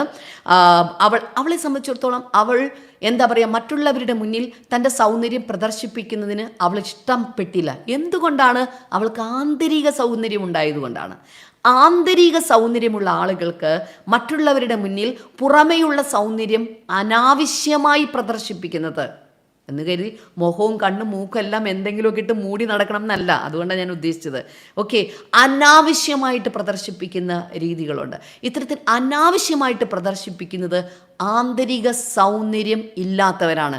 ആന്തരിക സൗന്ദര്യമുള്ള ആളുകൾക്ക് തങ്ങളുടെ ശരീരത്തെ ശരിയായ വിധത്തിൽ കൊണ്ടു നടക്കുവാനായിട്ട് പ്രത്യേകമായ സിദ്ധി ലഭിച്ചിട്ടുള്ള ആളുകളായിരിക്കും. അതുകൊണ്ട് നമുക്കിവിടെ എന്താ പറയുക, ആ രാജാവിൻ്റെ അകത്ത് കോപം ജ്വലിച്ചു എന്ന് പറയുമ്പോൾ അദ്ദേഹത്തിൻ്റെ ആ ഒരു എന്താ പറയുക, ഒരു ഈഗോയാണ് ശരിക്കും പറഞ്ഞാൽ. ആ ഈഗോ വൂണ്ടഡ് ആവുകയാണ് അവിടെ സംഭവിച്ചത്. ഓക്കെ, അപ്പോൾ ചില സമയത്ത് കോൺസിക്വൻസസ് അല്ലെങ്കിൽ അനന്തര ഫലങ്ങൾ എന്ത് തന്നെയാണെന്ന് പറഞ്ഞാലും നമ്മുടേതായ ശരിയായ നിലപാട്, അത് വിശ്വാസത്തിൻ്റെ കാര്യത്തിലാണെങ്കിലും ഒരു സ്ത്രീയുടെ ഡിഗ്നിറ്റിയുടെ കാര്യത്തിലാണെങ്കിലും ആ ശരിയായ നിലപാടെടുത്തു പോകാൻ ദൈവമക്കളായ സഹോദരിമാർക്ക് സാധിക്കണം. ചില സമയത്ത് നിങ്ങളെ പിച്ച് ചീന്തുവാൻ തക്ക വിധമുള്ള കഴുകൻ കണ്ണുകളുമായിട്ട് വന്നിട്ട് നിങ്ങളുടെ എന്താ പറയുക, നിങ്ങളെ മുഴുവനുമായി നശിപ്പിച്ച് കളയുവാനുള്ള പദ്ധതികളുമായിട്ട് മനുഷ്യൻ നിങ്ങളെ സമീപിച്ചേക്കാം.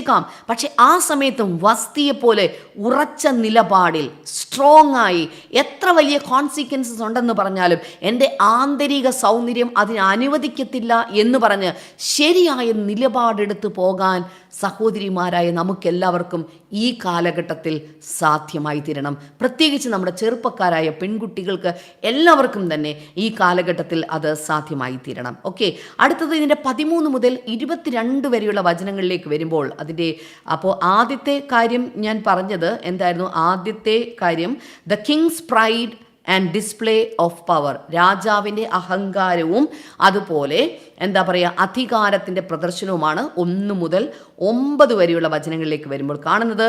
10 മുതൽ 12 വന്നപ്പോൾ നമുക്ക് കാണാൻ സാധിച്ചത് രാജ്ഞിയുടെ വസ്തി രാജ്ഞിയുടെ തിരസ്കരണത്തെക്കുറിച്ചാണ് കാണാൻ സാധിച്ചത്. ഇനി 3-ാമത്തെ സെക്ഷനിലേക്ക് വരികയാണ്.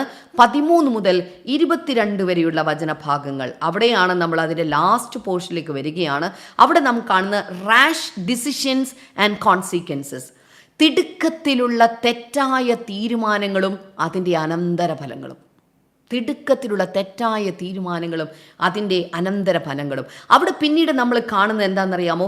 ഈ രാജാവിന് കുറേ കൗൺസിൽസ് ഉണ്ട്. എന്ന് വെച്ചാൽ കുറേ എന്താ പറയുക ബുദ്ധി ഉപദേശിച്ചു കൊടുക്കുന്ന ഉപദേഷ്ടാക്കന്മാരുണ്ട്. അവിടെ 15-ാമത്തെ വചനത്തിലേക്ക് വരുമ്പോൾ നമുക്ക് അവരെക്കുറിച്ച് കാണാൻ സാധിക്കുന്നുണ്ട്. ഓക്കെ, ചില രാജാവിൻ്റെ ചില ഉപദേഷ്ടാക്കന്മാരുടെയും പ്രഭുക്കന്മാരുടെയും ഒക്കെ പേരുകൾ അവിടെ പറയുന്നുണ്ട്. അതിനകത്ത് മെമുഖാൻ എന്ന് പറഞ്ഞിട്ടുള്ള ഒരാളുടെ പേര് വളരെ കൃത്യമായിട്ട് അവിടെ പറഞ്ഞിട്ടുണ്ട്. ഓക്കെ, ഇവിടെ സംഭവിച്ചിരിക്കുന്ന വസ്തി രാജ്ഞി ഇവിടെ വന്നില്ല. ഇറ്റ്സ് എ ഫാമിലി ഇഷ്യൂ അല്ലേ? ഒരു കുടുംബ പ്രശ്നമാണ് അത്. കുടുംബ പ്രശ്നം. ആ കുടുംബ പ്രശ്നത്തെ ഇവിടെ എന്താ സംഭവിച്ചിരിക്കുന്നത്? പ്രഭുക്കന്മാരുടെ അല്ലെങ്കിൽ ഉപദേഷ്ടാക്കന്മാരുടെ രാജ്യത്തിൻ്റെ കാര്യം തീരുമാനിക്കുന്നവരുടെ കയ്യിലേക്ക് അത് പോയേക്കുക. അത് വളരെ അപകടകരമായിട്ടുള്ളൊരു കാര്യമാണ് അദ്ദേഹം ചെയ്തത്. Okay, so don't consult family issues with others. കുടുംബത്തിനകത്ത് നടക്കുന്ന പ്രശ്നങ്ങൾ എല്ലായ്പ്പോഴും മനസ്സിലാക്കേണ്ടത് അത് നമ്മുടെ കുടുംബത്തിനകത്ത് വെച്ച് തന്നെ തീർക്കാനായിട്ട് നമ്മൾ ശ്രമിക്കണം. അതിനെ പുറത്തേക്ക് കൊണ്ടുവരുന്നത്. എന്നാൽ ഈ അഹസ്വേരോസിനെ സംബന്ധിച്ച് അതിൻ്റെ 16 മുതൽ 18 വരെയുള്ള വചനങ്ങളിലേക്ക് വരുമ്പോൾ അദ്ദേഹത്തിന് ധാരാളം അഡ്വൈസേഴ്സ് ഉണ്ടായിരുന്നു, ഉപദേഷ്ടാക്കന്മാരുണ്ടായിരുന്നു. അവരെല്ലാവരും ഈ ഇഷ്യൂ അങ്ങോട്ട് പൊക്കിയെടുത്തു. അതിനകത്ത് മെമുഖാൻ എന്ന് പറഞ്ഞിട്ടുള്ള one of the wise men claimed വസ്തിയെ ആ സ്ഥാനത്ത് നിന്ന് എടുത്ത് മാറ്റണമെന്നും ഇങ്ങനെ അല്ലെങ്കിൽ ലോകം എമ്പാടുമുള്ള നമ്മുടെ സംസ്ഥാനങ്ങളിലുള്ള സ്ത്രീകളെല്ലാം ഈ പേരിൽ മത്സരിക്കാൻ തുടങ്ങുമെന്നും ഒക്കെ പറയുകയാണ് 18-ാമത്തെ വചനത്തിലേക്ക് വന്നപ്പോൾ. ഓക്കെ, ശരിക്കും അങ്ങനെയൊക്കെ സംഭവിക്കുമോ? അങ്ങനെയൊന്നും സംഭവിക്കാനായിട്ട് സാധ്യതയില്ലായിരുന്നു. അതിൻ്റെ 19 മുതൽ 20 വരെയുള്ള വചനങ്ങളിലേക്ക് വരുമ്പോൾ അങ്ങനെ അവരുടെ ഈ തീരുമാനം രാജാവിനെ കൊണ്ട് ഒരു റോങ് ആക്ഷൻ എടുപ്പിക്കാൻ, ഒരു തെറ്റായ ഒരു കൽപ്പന പുറപ്പെടുവിക്കാൻ തരത്തിൽ അവരുടെ ഈ തീരുമാനത്തെ കൊണ്ട് എത്തിക്കുന്നതായിട്ട് നമുക്ക് കാണാനായിട്ട് സാധിക്കുന്നുണ്ട്. സോ അവിടെ നമുക്ക് കാണുന്ന bad council, the influence of bad council. ഞാൻ എപ്പോഴും പറയട്ടെ, കുടുംബജീവിതത്തിൻ്റെ കാര്യങ്ങൾ ബാഡ് കൗൺസിലിനടുത്ത്, അല്ലെങ്കിൽ ചിലപ്പോൾ നിങ്ങളുടെ ഫ്രണ്ട്സ് ആയിരിക്കാം, നിങ്ങളുടെ കൂടെ വർക്ക് ചെയ്യുന്ന ആളുകളായിരിക്കാം, പക്ഷേ അവരുടെ അടുത്ത് ഡിസ്കസ് ചെയ്താൽ അപ്പോൾ ഒരു ചെറിയ സമാധാനം നിങ്ങൾക്ക് കിട്ടുമായിരിക്കും. പക്ഷേ അതിൻ്റെ ശരിയായ അവർ നൽകുന്ന ഉത്തരങ്ങൾ അത് ദൈവത്തിൻ്റെ പദ്ധതിയിലുള്ള കാര്യങ്ങൾ ആകണമെന്നില്ല. പലപ്പോഴും ഡിവോഴ്സുകളൊക്കെ ഇന്നത്തെ കാലത്ത് നടക്കുമ്പോൾ പല സഹോദരിമാരെയും ഞാൻ ശ്രദ്ധിച്ചിട്ടുണ്ട്. അവർക്ക് പലപ്പോഴും അതിന് ഉപദേശങ്ങൾ പറഞ്ഞു കൊടുത്തത് അവരുടെ ഫ്രണ്ട് സർക്കിളിലുള്ള പല ആളുകളൊക്കെയാണ്. അതുകൊണ്ട് കുടുംബജീവിതത്തിൽ വരുന്ന കാര്യങ്ങളെ ദൈവസന്നിധിയിൽ വെച്ചുകൊണ്ട് ദൈവികമായ വിധത്തിൽ അതിനെ കൈകാര്യം ചെയ്യുവാൻ വിശ്വാസികളായ ഓരോ വ്യക്തികളും അഭ്യസിക്കേണ്ടതാണ്. ഓക്കെ, അടുത്ത ഒരു കാര്യത്തിൽ കൂടെ പോവുകയാണ്. എനിക്കൊന്ന് ഞാനൊരു 2-3 മിനിറ്റ് സമയം കൂടെ ഞാനൊന്ന് എടുക്കുകയാണ്. ബുദ്ധിമുട്ടില്ല, ഇത് ഞാൻ കരുതുകയാണ്, തീർന്നില്ലല്ലോ. ഓക്കെ, അടുത്തത് ദ കിങ്സ് ഡിഗ്രി എഗെയിൻസ്റ്റ് വസ്തി. അതാണ് അടുത്ത ഭാഗം എന്ന് പറയുന്നത്. അവിടെ 20 മുതൽ 22 വരെയുള്ള വചനങ്ങളിലേക്ക് വരുമ്പോൾ വസ്തി രാജ്ഞിക്ക് എതിരെ രാജാവ് പുറപ്പെടുവിച്ച ഒരു കൽപ്പന എന്തായിരുന്നു? അവളെ ഒന്നാമതേ രാജസ്ഥാനത്ത് നിന്ന് എന്ത് ചെയ്തു? മാറ്റിക്കളഞ്ഞു. അതിനുശേഷം എന്ത് ചെയ്തു? രാജ്യം എമ്പാടും തൻ്റെ ആ ദേഷ്യത്തിനെ പ്രതി അദ്ദേഹം എന്ത് ചെയ്തു? ഒരു വലിയ കൽപ്പന അദ്ദേഹം പുറപ്പെടുവിച്ചു. എല്ലായിടത്തും എന്താണ്? പുരുഷന്മാരുടെ കാര്യത്തിൽ. അതിൻ്റെ 19-20 വചനഭാഗങ്ങളിലേക്ക് വരുമ്പോഴാണ് നമുക്ക് 22-ാമത്തെ വചനം നോക്കൂ. ഏതു പുരുഷനും തൻ്റെ വീട്ടിൽ കർത്തവ്യം നടത്തുകയും സ്വഭാഷ സംസാരിക്കുകയും വേണമെന്ന് രാജാവ് തൻ്റെ സകല സംസ്ഥാനങ്ങളിലേക്കും അതത് സംസ്ഥാനത്തേക്ക് അതിൻ്റെ അക്ഷരത്തിലും അതത് ജാതിക്ക് അവരവരുടെ ഭാഷയിലും എഴുത്ത് അയച്ചു. ഹല്ലേലൂയ. ഇത് നമ്മൾ കേൾക്കുമ്പോൾ നമുക്ക് ഭയങ്കര സന്തോഷമായിട്ട് തോന്നും. കുടുംബജീവിതത്തിൽ വേണ്ട വലിയൊരു കാര്യമാണല്ലോ എന്ന് തോന്നും. പക്ഷേ ശരിക്കും പറഞ്ഞാൽ ആ ഒരു decision it was according to eastern countries paganism എന്ന് വേണമെങ്കിൽ പറയാം. അന്നത്തെ കാലഘട്ടത്തിലെ ഈസ്റ്റേൺ കിഴക്കൻ രാജ്യങ്ങളിൽ നിന്ന് ആ ഒരു ജാതീയ സമ്പ്രദായത്തെ വെച്ചിട്ട് മേൽക്കോയ്മ നടത്തുന്ന തലത്തിലുള്ള ഒരു അധികാര നിർവഹണം കുടുംബത്തിൽ ചെയ്യുന്ന രീതിയാണത് പറഞ്ഞത്. പക്ഷേ എഫേസ്യർക്ക് എഴുതിയ ലേഖനം 5-ാം അധ്യായത്തിൽ സ്ത്രീയുടെ തല പുരുഷൻ, പുരുഷൻ്റെ തല ക്രിസ്തു എന്ന് പറയുന്ന ആ ഭാഗത്ത് സ്ത്രീയുടെ, ഭാര്യയുടെ ഉത്തരവാദിത്വത്തെക്കുറിച്ചും ഭർത്താവിൻ്റെ ഉത്തരവാദിത്വത്തെക്കുറിച്ചും ഒക്കെ പറയുമ്പോൾ അവിടെ ഒരു ആലങ്കാരിക ഭാഷയിൽ ക്രിസ്തുവും സഭയും തമ്മിലുള്ള ബന്ധത്തെക്കുറിച്ചൊക്കെ പറയുമ്പോൾ എങ്ങനെയാണ് ആ പുരുഷൻ സ്നേഹിക്കേണ്ടത്, എങ്ങനെയാണ് ആ സ്ത്രീ വിധേയപ്പെടുന്നത് എന്ന് എത്ര മനോഹരമായിട്ടുള്ള രീതിയിലാണ് പറയുന്നത്. അത് വളരെ കൽപ്പന കൊണ്ട് അടിച്ചമർത്തപ്പെടേണ്ട ഒരു കാര്യമല്ല, മറിച്ച് അത് സ്വാഭാവികമായിട്ട് പാം ആൻഡ് വൈൻ എന്ന് പറയുന്ന പോലെ സ്വാഭാവികമായി സംഭവിച്ചു വരേണ്ട, ദൈവകൃപയാൽ സംഭവിച്ചു വരേണ്ട ഒന്നാണ് ഭാര്യ ഭർത്ത് ജീവിതത്തിൽ പരസ്പരമായിട്ട് പരസ്പര പൂരിതമായിട്ട് മുന്നോട്ട് പോകേണ്ട കാര്യം എന്നുള്ളത്. അതൊരു നിയമത്താൽ സംഭവിക്കേണ്ട, അടിച്ചമർത്തപ്പെടുന്ന രീതിയിൽ സംഭവിക്കേണ്ടതല്ല. അതുകൊണ്ട് ഇവിടെ സംഭവിച്ച അത്തരത്തിലുള്ള ചില തീരുമാനങ്ങളിലേക്ക്, അത്തരത്തിലുള്ള ആക്ഷനുകളിലേക്ക് അദ്ദേഹത്തിന് പോകേണ്ടതായിട്ട് വന്നു. So lessons from Esther chapter 1, 1-ാമത്തെ ഈ അധ്യായത്തിൽ നമുക്ക് പഠിക്കാൻ സാധിക്കുന്ന എന്തൊക്കെ ലെസൺസ് ആണ്? Number 1, pride leads to a fall of a king. ഒരു രാജാവിൻ്റെ പതനത്തിന് അഹങ്കാരം കാരണമായി തീർന്നു. അദ്ദേഹത്തിൻ്റെ കുടുംബം, അദ്ദേഹത്തിൻ്റെ കുടുംബജീവിതം മറ്റുള്ളവരുടെ മുന്നിൽ ഷെയിംഫുള്ളാവുന്നു. ഇങ്ങനെയുള്ള പല കാര്യങ്ങൾ ആ മദ്യലഹരിക്കകത്ത് അദ്ദേഹം എടുത്ത ആ തീരുമാനത്തിലൂടെ സംഭവിച്ചു. അദ്ദേഹത്തിൻ്റെ അഹങ്കാരത്തിലൂടെ അത് സംഭവിച്ചു. അതുകൊണ്ട് യാക്കോബിൻ്റെ ലേഖനം 4-ാം അധ്യായം 6-ാമത്തെ വചനത്തിൽ പറയുന്ന പോലെ നിഗളികളോട് ദൈവം എതിർത്ത് നിൽക്കുന്നു, താഴ്മയുള്ളവർക്ക് അവൻ കൃപ നൽകുന്നു. അതുകൊണ്ട് ഒരിക്കലും എത്ര അധികാര സ്ഥാനത്തെത്തിയാലും നിഗളിക്കരുത്, നിഗളത്തിൽ തീരുമാനങ്ങൾ എടുക്കരുത്. അത് അപകടത്തെ കൊണ്ടെത്തിക്കും. താഴ്മയോടെ കർത്താവിനെ ആശ്രയിച്ചു മാത്രമേ ഏതൊരു സമയത്തും മുന്നോട്ട് പോകാവൂ. Number 2, beware of making rash decisions. എളുപ്പത്തിൽ തിടുക്കത്തിൽ തീരുമാനങ്ങൾ എടുക്കുമ്പോൾ വളരെയധികം സൂക്ഷിക്കുക. ഇദ്ദേഹത്തിന് പിന്നീട് എന്ത് ചെയ്യേണ്ടി വന്നു? ആ രാജാവിൻ്റെ ആ തിടുക്ക തീരുമാനത്തിൽ 2-ാം അധ്യായത്തിലേക്കൊക്കെ വരുമ്പോൾ അറിയാം, അദ്ദേഹത്തിന് റിഗ്രറ്റ് ചെയ്യേണ്ടി വന്നു, പശ്ചാത്തപിക്കേണ്ടി വന്നു, കുറ്റബോധത്തിലേക്ക് വരേണ്ടതായിട്ട് വന്നു, എളുപ്പത്തിലെടുത്ത ആ തീരുമാനം കൊണ്ട്. അതുകൊണ്ട് ഏതൊരു ഡിസിഷൻസും എടുക്കുമ്പോഴും ബുദ്ധിപൂർവവും ജ്ഞാനപൂർവവും ആലോചിച്ച് മാത്രം തീരുമാനങ്ങൾ എടുക്കുക, അല്ലെങ്കിൽ അത് നമ്മളെ അബദ്ധത്തിൽ കൊണ്ടുപോയി എത്തിക്കും. Then number 3, God's hand is always at work. ദൈവത്തിൻ്റെ കൈകൾ അപ്പോഴും അവിടെ പ്രവർത്തിക്കുന്നുണ്ടായിരുന്നു. ഇവിടെ ഒരു ഭാഗത്ത് വസ്തി രാജ്ഞിയുടെ പതനം നടക്കുമ്പോൾ മറുഭാഗത്ത് നിന്ന് ഇതാ എസ്തേർ എന്ന് പറയുന്ന ഒരു പെൺകുട്ടി രാജസ്ഥാനത്തേക്ക് എഴുന്നേൽപ്പിക്കുകയാണ് കർത്താവ്. ഹല്ലേലൂയ. ജീവിതത്തിൻ്റെ ഏതെങ്കിലുമൊക്കെ മേഖലകളിൽ എവിടെയൊക്കെയെങ്കിലും ഡിസിഷൻ മേക്കിങ്ങിൽ അപകടങ്ങൾ സംഭവിച്ചു, തെറ്റുകൾ സംഭവിച്ചു, മറ്റു പലർക്കൊക്കെ വേദനകൾ സമ്മാനിച്ചു, മറ്റു പലർക്കൊക്കെ നമ്മുടെ ജീവിതം കൊണ്ടോ നമ്മുടെ വാക്കുകൾ കൊണ്ടോ മുറിപ്പെടുത്തലുകളൊക്കെ സംഭവിച്ചു കാണാം. പക്ഷെ നിരാശപ്പെട്ട് വീണ്ടും പിന്മാറിപ്പോകരുത്. അതിൻ്റെ ഒരു ഭാഗത്ത് കർത്താവ് അതിന് പ്രത്യേക മറുപടി എന്നോണം മറ്റൊരു സ്ഥാനത്ത് നിന്ന് ഉദ്ധാരണവും രക്ഷയും അവൻ കൊണ്ടുവരിക തന്നെ ചെയ്യുന്നുണ്ട്. ഹല്ലേലൂയ. ഇന്ന് ഇത് കണ്ടുകൊണ്ടിരിക്കുന്ന ഓരോരുത്തരോടും ഞാൻ ചോദിക്കുന്ന ഒരു കാര്യമാണ്, ദൈവത്തിൽ പരിപൂർണമായി ആശ്രയിക്കുന്ന എസ്തേറിനെ പോലെ ആകണമോ, ദൈവത്തിൽ ആശ്രയിക്കാതെ വമ്പും പ്രൗഢിയും കാണിക്കുന്ന അഹശ്വേരോശ് രാജാവിനെ പോലെ ആകണമോ? ഹല്ലേലൂയ. ഇന്ന് ഇത് കണ്ടുകൊണ്ടിരിക്കുന്ന ഓരോരുത്തരെയും ഞാൻ കർത്താവിൽ ഞാനൊരു പ്രത്യേക ആഹ്വാനം നൽകിയാണ്. എസ്തേറിനെ പോലെ ജ്ഞാനത്തിൽ, വിവേകത്തിൽ, സ്ട്രാറ്റജികൾ നോക്കി ശരിയായ വിധത്തിൽ ഒരു സ്റ്റാൻഡിൽ നിൽക്കാൻ സാധിക്കുന്ന തലത്തിൽ നമ്മുടെ ഓരോ സഹോദരിമാരും എത്തിച്ചേരട്ടെ. ഹല്ലേലൂയ. ഒരു നിമിഷം ഞാൻ നിങ്ങൾക്ക് വേണ്ടി ഇപ്പോൾ പ്രാർത്ഥിക്കാൻ പോകുകയാണ്. കൈകൾ രണ്ടും നെഞ്ചിലേക്ക് എടുത്തു വെച്ച് ഇപ്പോൾ പ്രാർത്ഥിക്കാനായിട്ട് തുടങ്ങിയാലും. ഹല്ലേലൂയ. എത്ര പേര് പ്രാർത്ഥിക്കുന്നുണ്ട്? എസ്തേറിനെ പോലെ ആ പ്രാർത്ഥനയുടെ ഉപവാസത്തിൻ്റെ അഭിഷേകം എൻ്റെ മേൽ വ്യാപരിക്കട്ടെ കർത്താവേ. ആ ലെഗസി ഓഫ് ഡെലിവറൻസ്, ഹല്ലേലൂയ, വിടുതലിൻ്റെ ആ പൈതൃകം എൻ്റെ 5-ാമത്തെയും 6-ാമത്തെയും തലമുറയെ എന്നെക്കുറിച്ച് പറയുന്ന ആ പൈതൃകം എനിക്കുണ്ടാകട്ടെ എന്ന് ഞാൻ പ്രാർത്ഥിക്കുകയാണ് കർത്താവേ. ഹല്ലേലൂയ. ആ ലീഡർഷിപ്പ് ക്വാളിറ്റി എനിക്കുണ്ടാകട്ടെ കർത്താവേ. 1-ാം അധ്യായത്തിൽ ആ രാജാവിന് സംഭവിച്ച അബദ്ധങ്ങൾ എത്ര പൊസിഷനുകളിലെത്തിയാലും അതിലേക്ക് ഞാൻ കടന്നു പോകത്തില്ല. മറിച്ച് എസ്തറിനെ പോലെ ജ്ഞാനത്തിൽ വിവേകത്തിൽ ഞാൻ നിൽക്കും. Hallelujah, hallelujah, hallelujah. Thank you Lord. 1-ാം അധ്യായം അവസാനിക്കുമ്പോൾ വേദനയുടെ ഒരു പാഠത്തിലാണത് അവസാനിക്കുന്നത്. 1-ാം അധ്യായം അവസാനിക്കുമ്പോൾ എന്താ പറയുക, ഒരു ട്രാജഡിയോ ഒരു സങ്കടമോ ഒരു ദുഃഖമോ ഒക്കെയാണ് നമുക്ക് നാച്ചുറലി വരുന്നത്.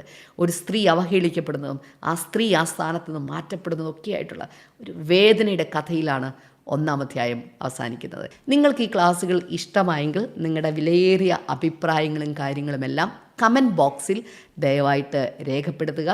സംശയങ്ങളുണ്ടെങ്കിൽ രേഖപ്പെടുത്തുക. ഞാൻ തന്നെ അതിന് മറുപടി നൽകുന്നുണ്ട്. അതുമാത്രമല്ല, മറ്റുള്ളവർക്ക് ഇത് ഷെയർ ചെയ്ത് കൊടുക്കുക. മറ്റുള്ളവരും ഇത് പഠിക്കട്ടെ. നിങ്ങൾ പഠിച്ച് മറ്റുള്ളവരെ പഠിപ്പിക്കും എന്ന് ഞാൻ കരുതുകയാണ്. അടുത്ത 2-ാം അധ്യായം തുടങ്ങുമ്പോൾ വളരെ ഇൻട്രസ്റ്റിംഗ് ആയിട്ടുള്ള ക്ലാസ്സുകളാണ് അതുണ്ടാകുന്നത്. എല്ലാവരെയും അതിനുവേണ്ടി പ്രത്യേകിച്ച് ഞാൻ ക്ഷണിക്കുകയാണ്. ഇന്ന് ജോയിൻ ചെയ്ത എല്ലാവരോടുമുള്ള പ്രത്യേകമായിട്ടുള്ള നന്ദിയെയും സ്നേഹത്തെയും അറിയിക്കുകയാണ്. God bless you.